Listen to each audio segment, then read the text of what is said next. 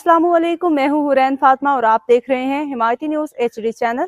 नजर डालते हैं आज की अहम खबरों पर। रोजनामा हमायती न्यूज़ खसूसी रिपोर्ट। कॉमरेड नवाज अली हमायती। भैंस कॉलोनी जराइम पेशा नासर के रहमो करम पे मुसलसल डकैतियों से शहरी अदम तहफ़्फ़ुज़ का शिकार, नफरी बढ़ाने का मुतालिबा। शहर के इलाके भैंस कॉलोनी में जराइम पेशा नासर की सरगर्मियां अरूज पे पहुंच गई हैं, जिसके बायस शहरी शदीद खौफ व हिरास में मुब्तला है।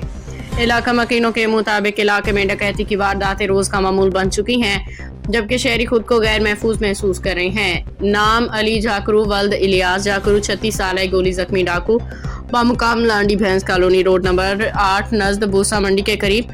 पुलिस मुकाबले में एक गोली टांग पे लगने से डाकू जख्मी, जिसे बजरिया ईदी एम्बुलेंस जिना अस्पताल लाया गया।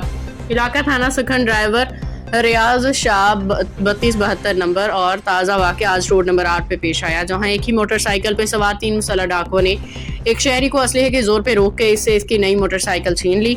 मुतासिरा शहरी ने हिम्मत दिखाते हुए डाकुओं से बचने के लिए भागने की कोशिश की, ताम सफाक मुलजिमान ने असलहा तान लिया, जिसके बायस शहरी बेबस हो गया और इसे अपनी कीमती मोटरसाइकिल से हाथ धोना पड़ा।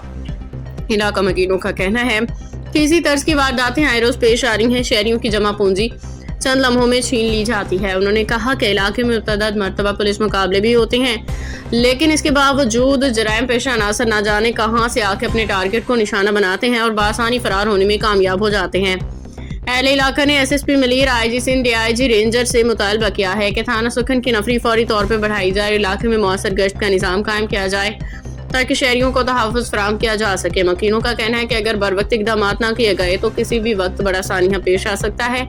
शहरियों ने कानून नाफिज करने वाले इदारों से मुतालबा किया है कि भैंस कॉलोनी में जराइम पेशा अनासर के खिलाफ फौरी सख्त कार्रवाई की जाए ताकि इलाके में अमन-ओ-अमान बहाल हो सके। मज़ीद अपडेट्स के लिए देखते रहें हिमायती न्यूज़ HD चैनल।